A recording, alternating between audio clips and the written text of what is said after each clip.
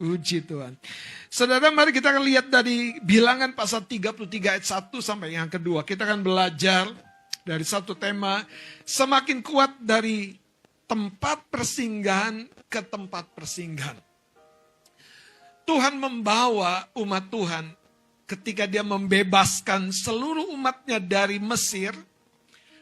Mesir adalah gambaran dunia. Mesir adalah gambaran tempat di mana kita diperbudak oleh dosa. Tuhan membebaskan kita, membebaskan umat Tuhan pada waktu itu. Namun tidak langsung memindahkan pada satu tempat, satu wilayah yang nyaman, yang enak, yang apa-apa mudah, apa-apa menyenangkan. Justru sebaliknya, Tuhan memimpin mereka dari satu tempat persinggahan ke tempat persinggahan. Katakan dari satu tempat persinggahan ke tempat persinggahan berikutnya. Nanti pertanyaannya saudara, dari satu tempat persinggahan demi tempat persinggahan itu, apa yang terjadi dalam diri kita? Apakah kita mengalami sebuah perubahan yang semu? Yang kelihatannya berubah di luar. Tapi mudah sekali kembali ke konsep kedagingan kita. Mudah sekali kembali ke konsep kesombongan kita. Mudah sekali kembali ke konsep di mana manusia daging kita mendorong hidup tidak tertib. Saudara, kiranya kita akan ditolong Tuhan memasuki dan mengawali tahun 2026 ini. Menemukan setiap pembelajaran yang mengubah kita seperti ulat mengalami sebuah proses kepompong dan akhirnya jadi kupu-kupu. Katakan wow. Katakan hidupku akan lebih indah. Mari kita akan baca dari Bilangan pasal yang ke-33 ayat pertama dan kedua. 2-3. Inilah tempat-tempat persinggahan orang Israel setelah mereka keluar dari tanah Mesir. Pasukan demi pasukan di bawah pimpinan Musa dan Harun. Musa menuliskan perjalanan mereka dari tempat persinggahan ke tempat persinggahan sesuai dengan titah Tuhan. Dan inilah tempat-tempat persinggahan mereka dalam perjalanan mereka. Kalau ada baca di bawahnya panjang. Menarik, saudara. Menarik. Karena pada masing-masing tempat persinggahan ada seperti sebuah film, ada ketegangan, keseruan, ada konflik, ada sepenggal cerita yang indah, yang manis, bahkan yang romans, saudara. Dan di dalam tempat-tempat persinggahan itu, saudara, sebetulnya, kalau boleh saya katakan, Tuhan tuh pengen bilang gini, aku tahu engkau mengasihi aku. Tuhan bilang sama umatnya. Tapi aku juga tahu bahwa engkau terbuat dari manusia daging. Itu yang memungkinkan kasihmu kepada aku. Itu bisa kendor. Karena itu sebetulnya persinggahan demi tempat persinggahan itu melatih kita menjadi manusia rohani. Anda harus tangkap nih. Menjadi manusia rohani yang menaklukkan perkara-perkara lahiriah ini. Kesehatan, hubungan, keuangan, pekerjaan. Ayat 1 dan 2 dari Bilangan 33 ini berkata, inilah tempat-tempat persinggahan orang Israel. Jadi Musa sepertinya didorong, dituntun oleh Tuhan agar tempat-tempat persinggahan seluruh umat yang telah dia pimpin dan telah melewati semua tempat persinggahan itu dicatat. Jangan dilewati begitu saja. Kalau Anda pernah lihat di ulang tahun gereja, biasanya ada kaleidoskop. Momen-momen yang di capture, bagian-bagian singkatnya dan dimunculkan, disatukan. Saya ingat itu ulang tahun keberapa. Ada sebuah adegan di mana Bang Alfa bawa bendera dan terjatuh. Yang buat video ini pasti ingat. Dan itu menarik, saudara, menarik. Penggalan itu menceritakan, saudara, perjalanan tidak selalu mudah dan baik-baik saja. Tapi di momen yang sama itu juga ada kebangkitan. Dan dia terus lanjutkan perjalanan. Kalau kita hari ini konflik dengan pasangan kita, it's okay. Hidup ini tidak selalu indah seperti pelangi. Jangan lupa sebelumnya hujan guntur. Coba yang kemarin, hujan lagi, hujan lagi. Ada satu keluarga yang mau pergi berlibur ke kebun binatang. Saya bilang, kalau di hari libur begini, ke tempat seperti itu, pagi-pagilah berangkat. Kalau tidak, yang didapat liburan cuman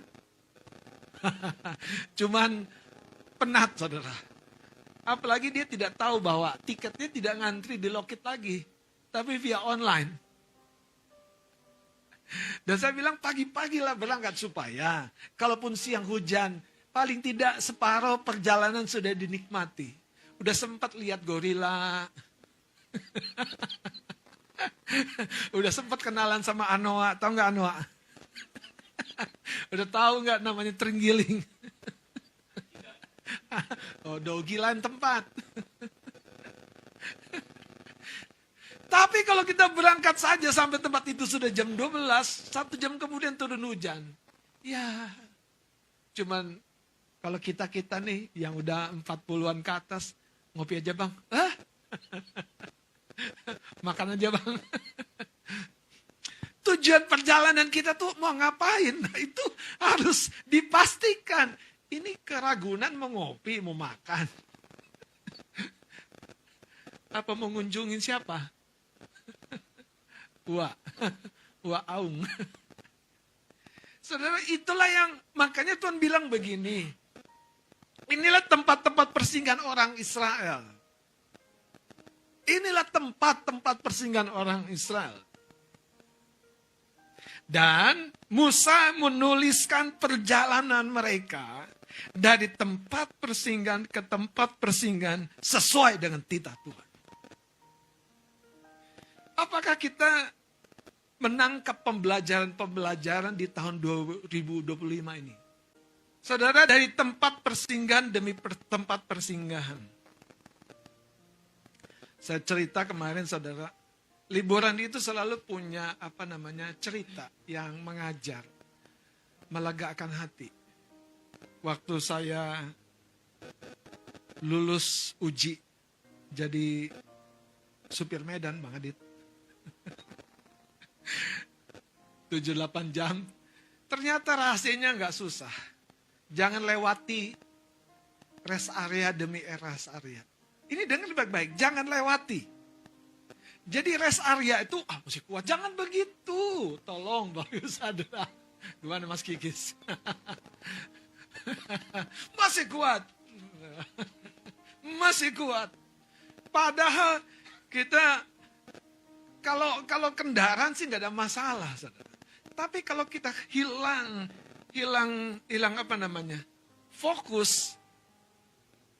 Kalau Anda dikasih kepercayaan bawa bus, Anda membahayakan penumpang.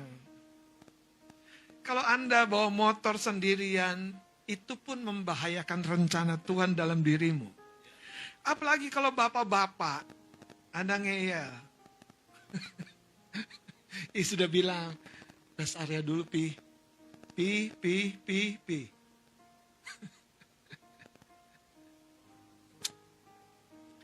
Saudara, dari tempat persinggahan ke tempat persinggahan. Kadang godaan ego tuh begitu, saudara. Masih kuat. Ayo minta bantuan. Nggak usah. Kita tahanin. Saudara, makanya dari tempat persinggahan ke tempat persinggahan yang Musa catat ini, ada banyak makna yang kalau kita simak dan gali, jiwa kita tuh akan kenyang. Dan setiap jiwa yang kenyang, dia akan menolak apa yang dunia tawarkan. Dia bisa mengebaskan yang dunia sodorkan. Aku udah kenyang dengan Tuhan. Makanya Daud berkata lebih baik satu hari. Dia kenyang dengan kebaikan dan kemurahan Tuhan. Saudara, jangan tunggu kita menghadapinya dan baru kita belajar. Kalau Tuhan sampai berkata kepada Musa, supaya persinggahan demi persinggahan itu ditulis, inilah pelajarannya buat kita. Saya sering bilang, kalau kita menunda makan, ada dua hal yang kemudian terjadi. Lambung kita bisa terluka. Atau yang ketiga, ketemu rumah makan, lupa diri. Yang kedua, lupa diri. Semua kita telan. Kadang-kadang masalah penundaan tuh sepele, namun ampuh banget melumpuhkan kita kalau Anda tidak belajar. Dan penundaan itu membawa akibat fatal. Karena sebetulnya, ini baru pembukaan, ada ritme yang sudah Tuhan susun dari setiap persinggahan demi tempat persinggahan. Ada irama, ada ritme. Dan ketika kita harmoni selaras dengan ritme itu, Anda akan menemukan, saudara, tidak meleset rencana Tuhan. Anda akan menemukan panggung-panggung kehidupanmu di setiap tahapan usiamu. Benar. Anda akan ketemu orang yang tepat di tempat persinggahan yang tepat. Tapi kalau Anda menunda untuk bergerak, miss. Anda akan tempuh peluang kerja yang baru. Kalau Anda dengan baik-baik, move, gerak lagi. Ketika Anda menolak untuk nyantai, menolak untuk nyaman, namun bergerak.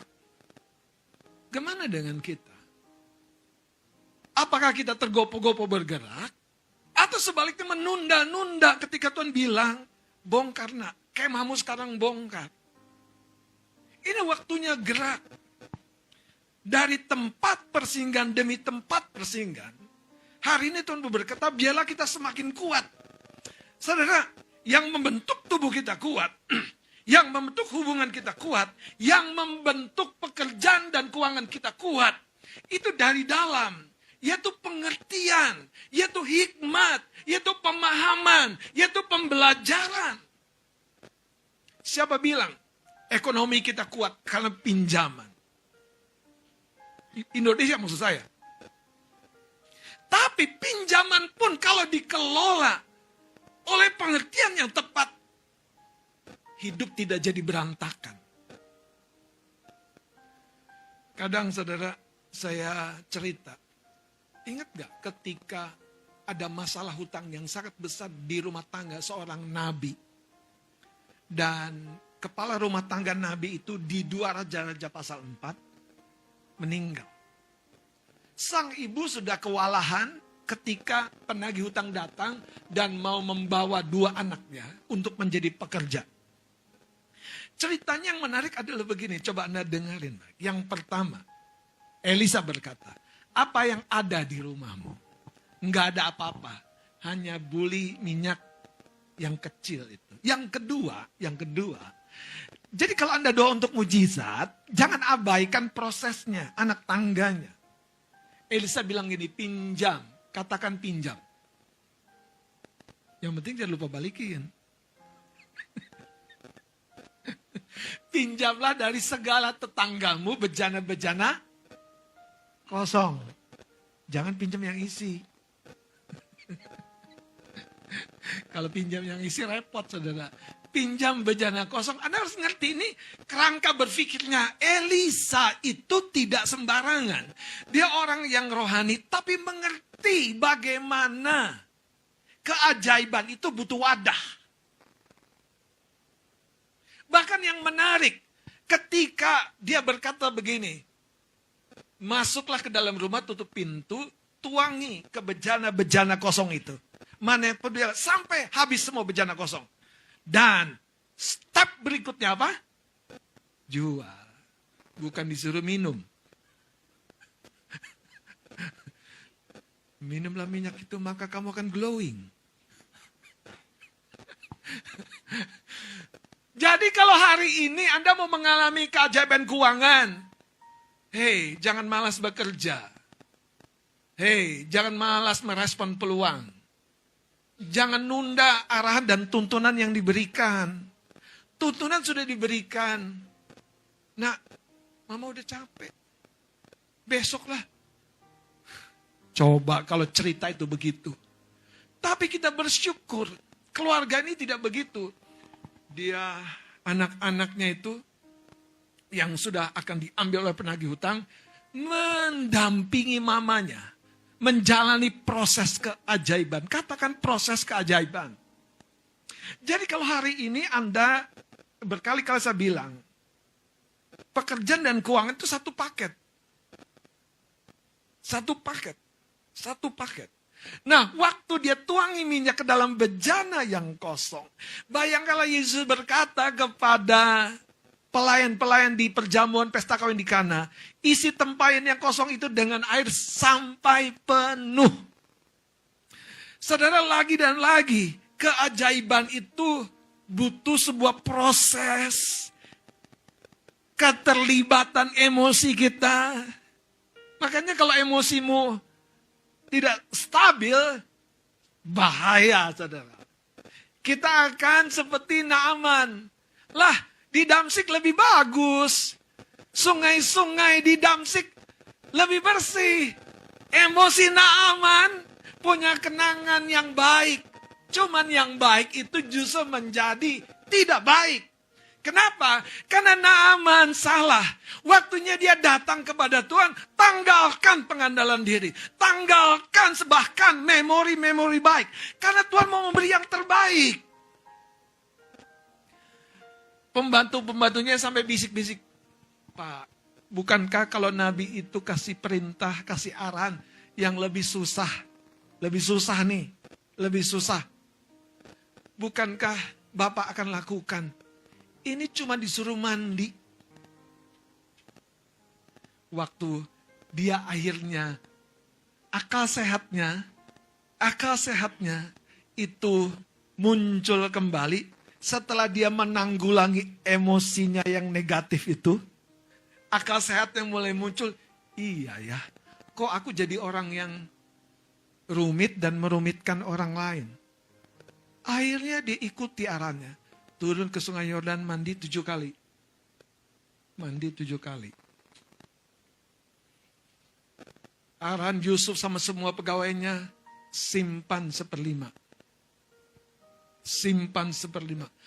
Arahan Musa melalui Tuhan kepada seluruh umat Tuhan, ambil pagi, jangan kelebihan. Untuk kebutuhanmu hari ini. Jangan simpan. Masih ada aja yang ngeyel. Makanya emosi manusia itu bahaya.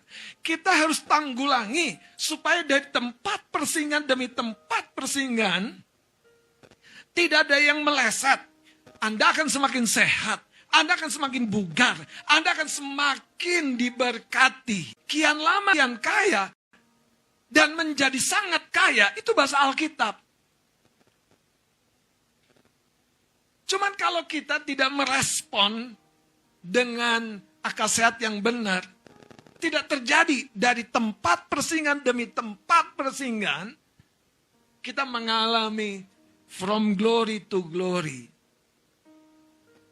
Saudara, identitas kita tidak berguna banyak sampai kita mulai melangkah. Mari kita ngelihat, saudara, satu cerita di dalam kitab Keluaran pasal 15. Dari tempat persinggahan ke tempat persinggahan, engkau dan saya akan semakin kuat.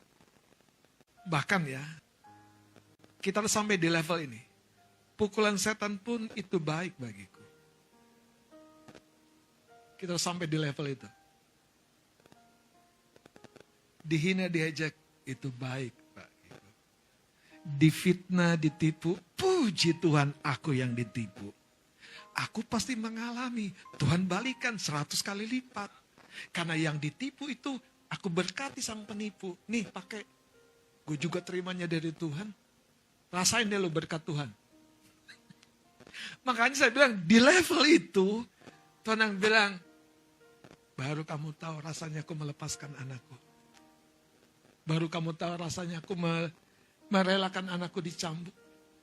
Baru rasanya engkau tahu bagaimana aku membiarkan anakku melintasi jalan di mana dia sudah dipukul, dicambuk, robek punggungnya, dan harus pikul kayu salib. Bahkan itu kayu salib untuk menggantung dirinya. Dan gak berhenti, kaki dan tangannya dipaku. Dan itu bukan karena dosa pelanggaran siapa, itu karena dosa pelanggaran kita. Yang saya mau ceritakan, kalau kita menghayati semuanya itu, kita sebetulnya begitu kaya. Tuhan sedang memberikan jalan-jalan yang free of charge. Engkau percaya menyerah. Engkau akan dibawa dari tempat persinggahan ke tempat persinggahan berikutnya. Engkau akan pulih dan semakin pulih. Engkau akan sembuh dan semakin sembuh. Bahkan engkau akan dipakai. Seperti engkau kenal tangan Tuhan. Engkau akan bicara, Tuhan pasti menolongmu. Makanya tidak ada orang yang dapat bersaksi hanya sebatas dari pengetahuan. Kalau dia bersaksi, puji Tuhan, Anda akan mengalaminya. Ibu janda itu masuk ke rumahnya, tuang semua bejana kosong. Terus Tuhan bilang begini, berdoalah supaya pembeli datang membeli minyak yang kau taruh di rumah. Enggak, katakan enggak. Makanya kadang-kadang saudara, kalau ada hari ini anak Tuhan, berdoa supaya pembeli datang, Anda harus jual. Bukannya salah belum untuk pembeli datang, tapi bukan itu satu-satunya. Dan ketika keluarga itu menjual, langkah yang paling tidak disukai banyak orang. Apa yang Nabi itu katakan? Apa? Bayar? Bayar? Ayo dong sama-sama. Bayar? Jangan takut. Kita semua berhutang. Bayar? Jangan takut, saudara. Kita semua punya hutang. Haleluya. Bayar hutangmu. Bapak Ibu Saudara, itu yang sering terjadi. Kita tuh suka kamuflase. Di gereja aku suci kudus. Nggak ada masalah hutang, nggak ada masalah hubungan, nggak ada kekecewaan, nggak ada kemarahan, nggak ada sakit hati. Nggak ada. Rumah tanggaku baik-baik.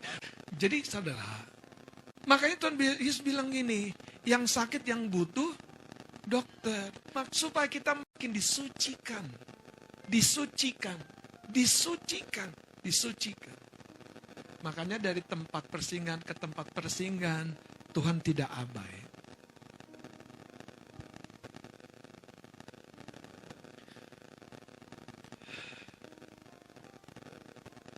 Janda itu, bayangkan, sudah sebegitu lama dalam tekanan ekonomi. Datang sama Nabi Tuhan, bayar hutang. Kalau Anda datang sama saya, jangan tertunduk gitu dong. Angkat mukamu. Dan ketika Pak Gembalamu bilang, bayar hutangmu. Ya Om, bantuin ya Om. Gitu saja, enak. Haleluya.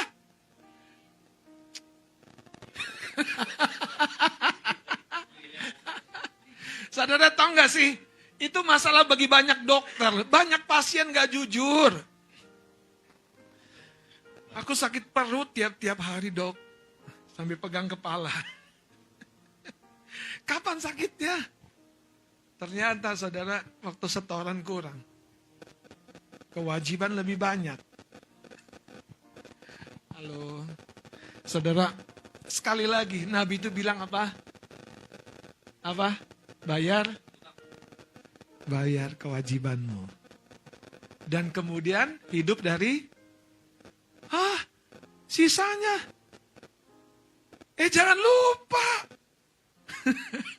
Itu makanya mentalitas yang salah, mentalitas yang negatif, itu yang menyebabkan sebetulnya keluarga ini kekurangan begitu parah. Kenapa Nabi Tuhan sampai bilang, sorry ya, aku bukan ahli keuangan, tapi masalah hutang, kamu harus bayar. Aduh. Oh pendeta kejam, enggak aku enggak kejam. Makanya kalau Anda ngerti ini ya, kita tuh berhutang dan Tuhan Yesus yang bayarin hutang dosa kita. Enggak kejam. Masalahnya kita seringkali memisahkan diri dari pertolongan. Tadi itu, dialah sumber Dialah sumber. Nah, selesai dibilang bayar hutangmu dan hidup dari sisanya, itu yang membuat keluarga itu betul-betul mengalami kesembuhan dan pemulihan. Bukan hanya sembuh hutangnya, tapi sembuh mentalitasnya. Sembuh mentalitas negatifnya. Mari kita lihat Keluaran 15. Saudara, dalam Keluaran 15 ini satu cerita yang unik sekali. Saya mau ajak kita memperhatikannya dengan cepat. Keluaran 15 ini kan dicatat ketika mereka menghadapi di pasal 14 itu laut di depannya, laut terberau. Dan Tuhan berkata kepada Musa, Musa ngapain kamu doa dengan cara begitu? Belah airnya, angkat tongkatmu. Kamu harus mengerti apa yang aku telah berikan. Wibawa di dalam tongkat itu, kemampuannya akan kelihatan ketika menghadapi tantangannya. Jadi kalau menghadapi tantangan, Anda tuh sedang diasah. Anda sedang dipush sampai melampaui batas. Batas kesabaranmu, kau bisa lebih sabar lagi. Batas keikhlasanmu, engkau lebih bisa ikhlas lagi. Nah, masuk ke pasal 15. Semua umat nyanyi, puji-pujian. Merayakan kemenangan. Bahkan itu luar biasa Musa. Dan Miriam mengambil rebana dan menari-nari. Ayat 19 saja kita perhatikan. Mulai 15 ayat 19 dulu. Ketika kuda Fir'aun dengan keretanya dan orangnya yang berkuda telah masuk ke laut, maka Tuhan membuat air laut berbalik meliputi mereka. Tetapi orang Israel berjalan di tempat kering dari tengah-tengah laut. Lalu Miriam Nabi itu saudara perempuan Harun mengambil rebana di tangannya dan tampillah semua perempuan mengikutinya memukul rebana serta menari-nari dan menyanyilah Miriam memimpin mereka. Ini yang namanya mazmur, nyanyian ekspresif dari sebuah pengalaman pribadi dengan Tuhan. Dan menyanyilah Miriam memimpin mereka. Ini kalimatnya, menyanyilah bagi Tuhan sebab ia tinggi luhur. Kuda dan penunggangnya dilemparkannya ke dalam laut. Nah, sekarang ada cerita yang berbeda. Ayat 22. Mari kita baca bersama-sama. Ayat 22. 23. Musa menyuruh orang Israel berangkat dari laut Teberau. Lalu mereka pergi ke padang gurun, Syur.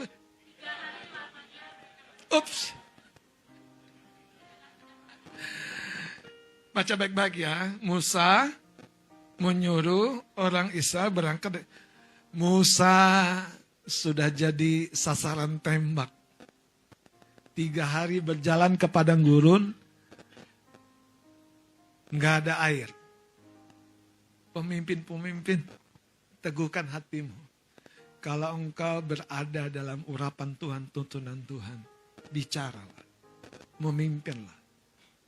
Himpunlah anggotamu. Maka engkau lihat pembelaan Tuhan. Yang menarik. 3 hari lamanya mereka berjalan di padang gurun. Bukan di musim hujan ini. Di padang gurun. Makanya kalau menantikan gol Anda kemarin itu kayaknya Anda udah gak tahan. Ini 3 hari berjalan di terik panas. Gak ada air. Yang luar biasa. Penderitaan mereka belum selesai di situ. 3 hari di padang gurun gak dapat air. Dikasih bonus sama Tuhan. Coba lihat ayat 23-nya. Kita baca sama-sama. 23. Sampailah mereka. Tetapi.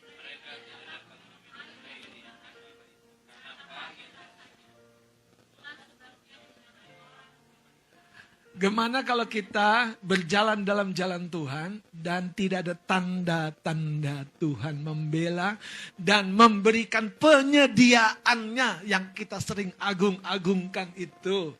Nggak ada, air aja nggak ada. Haleluya. Sudah itu 3 hari berjalan.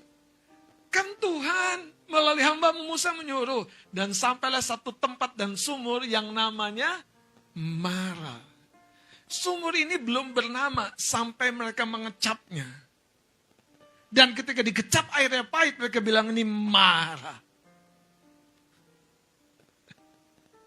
Teman-teman, sering kali ya, perjalanan yang seperti ini, sekali lagi, itu sedang membongkar deposit duniawi, deposit kedagingan yang tersimpan.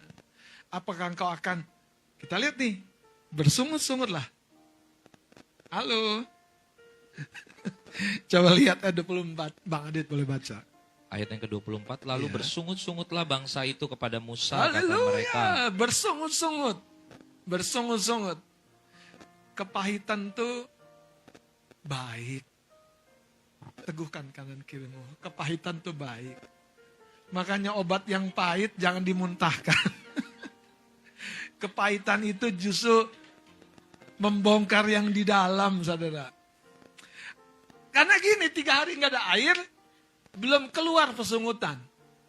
Tapi waktu sampai di tempat di mana ada air tapi pahit, marah, bersungut-sungut.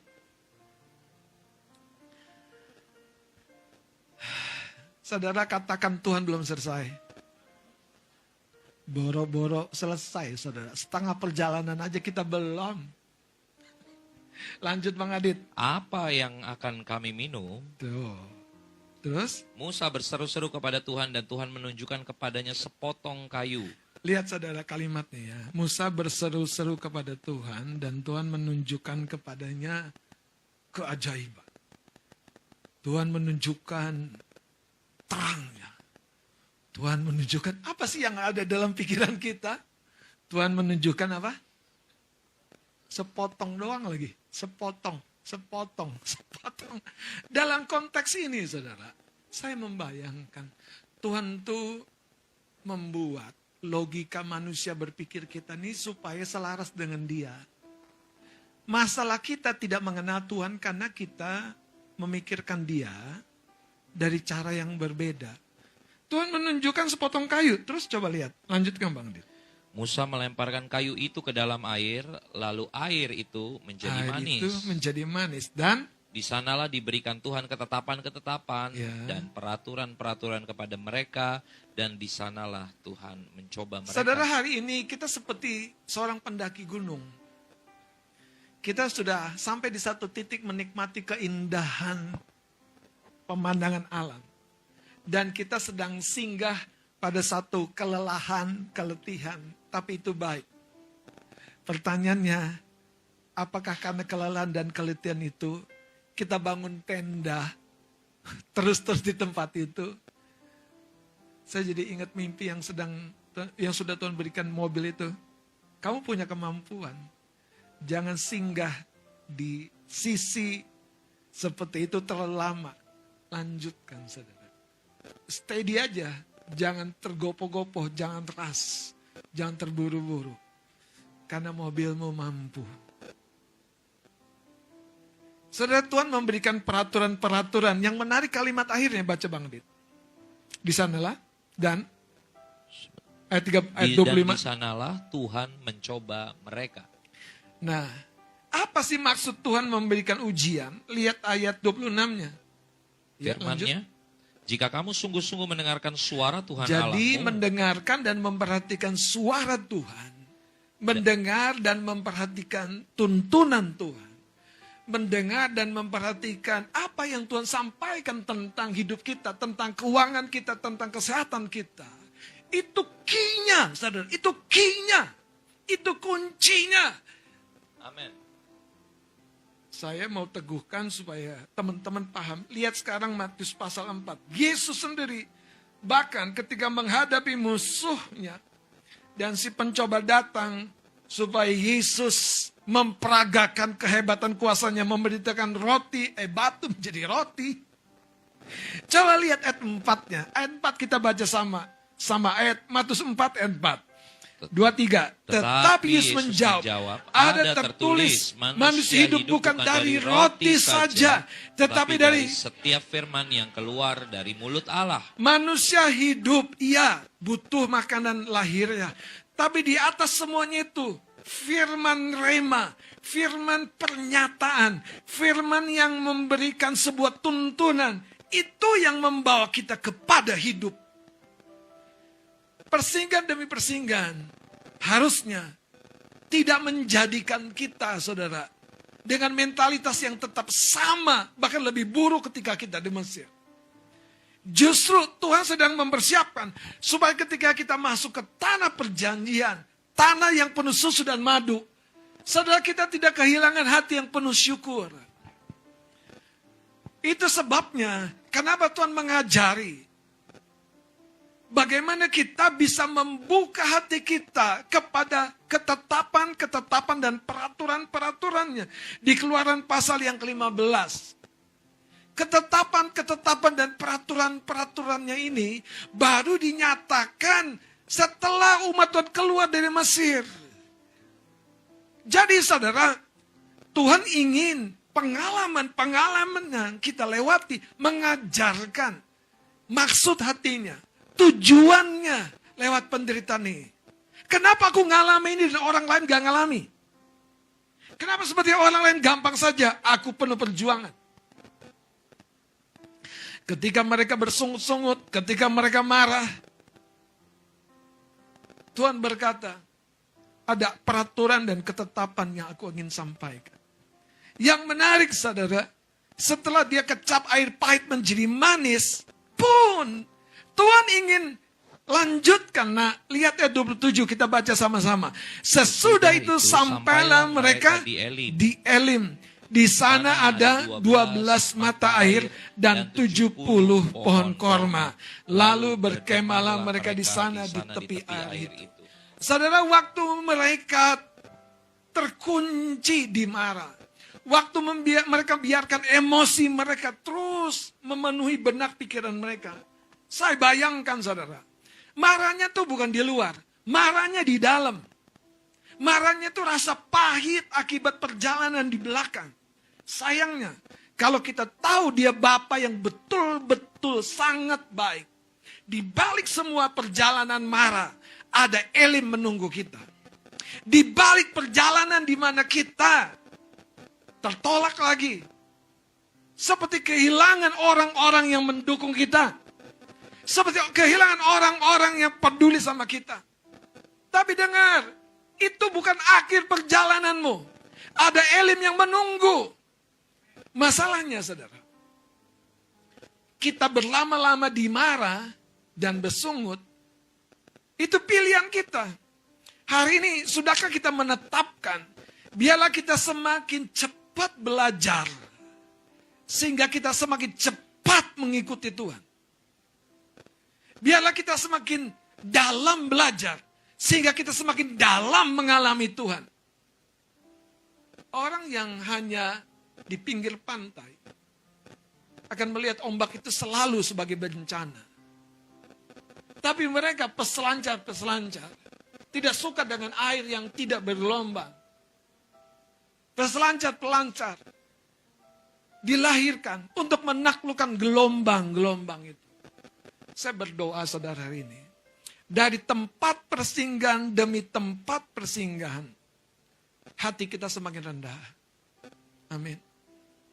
Kita semakin menaruh harap dan percaya bukan kepada perkara-perkara lahiriah. Itu apa? Koneksi, moda, tempat, dan lain-lainnya, kekuatan diri. Tapi menaruh harap yang pertama kepada Tuhan. Biarlah kita juga semakin tahan uji. Marah tuh harusnya bukan menjadi tempat bersungut-sungut. Justru marah menjadi tempat kita bermazmur.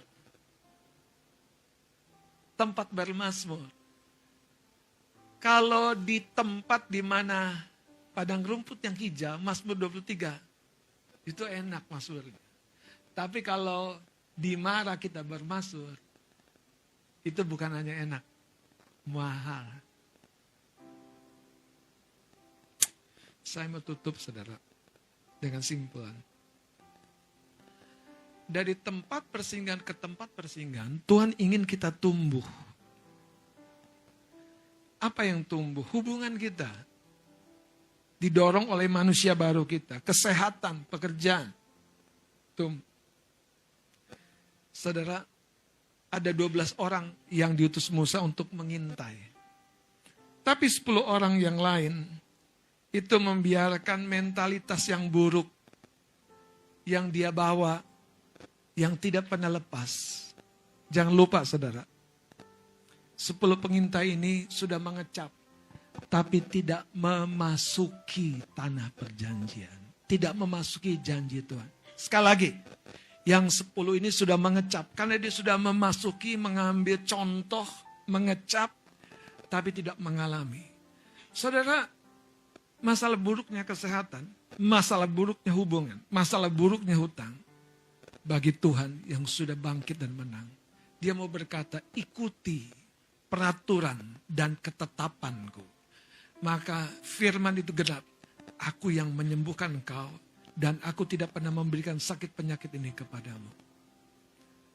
Saudara, banyak orang tuh punya persepsi aneh. Perjalanan hidupnya dia maknai dari negatifnya, dari pahitnya, dari konfliknya, dari kurangnya. Dia malu jujur, aku punya hutang. Ngomong gitu tuh kayaknya berat banget. Padahal di sinilah, di rumah inilah, saya tidak pernah malu menolong orang yang berhutang.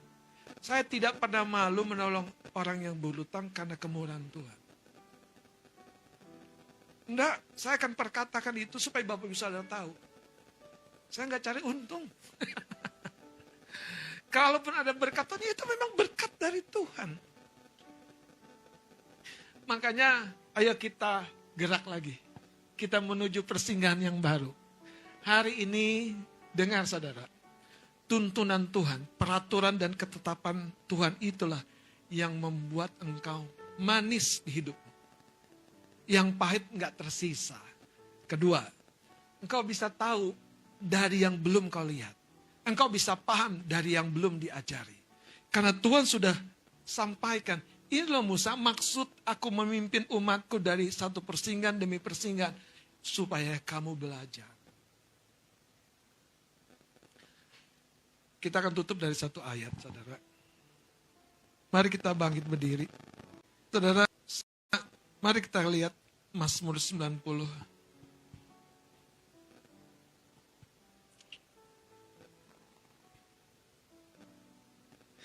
Makanya kadang-kadang saya juga bilang, Tuhan, kenapa gereja kami perlawanan musuh cukup seru? Kenapa gereja yang lain kayaknya gampang? Anda tahu kita dilahirkan berbeda. Kita lahirkan jadi pejuang-pejuang di tanah kering. Lihat Mazmur 90, saudara. Ayat 10 sampai 12, kita baca 2-3. Masa hidup kami 70 tahun. Dan jika kami kuat 80 tahun. Dan kebanggaannya adalah kesukaran dan penderitaan. Sebab berlalunya buru-buru dan kami melayang lenyap. Siapakah yang mengenal kekuatan murkamu dan takut kepada gemasmu? Ajarlah kami menghitung hari-hari kami sedemikian hingga kami beroleh hati yang bijaksana itu yang menahan kita dari persungutan. Saya bilang sekali lagi saudara, kalau ada orang ngeselin, awali dengan puji Tuhan. Kalau ada orang nipu kita, celakain kita, nyopet kita, puji Tuhan. Kalau ada orang nyerobot bagian kita, nyerobot jalan kita, nyerobot hak kita, puji Tuhan. Puji Tuhan. Dari satu tempat persinggahan demi tempat persinggahan, pemazmur berkata, ajarlah kami menghitung hari-hari kami, sehingga kami beroleh hati yang bijaksana. Mari kita angkat pujian ini.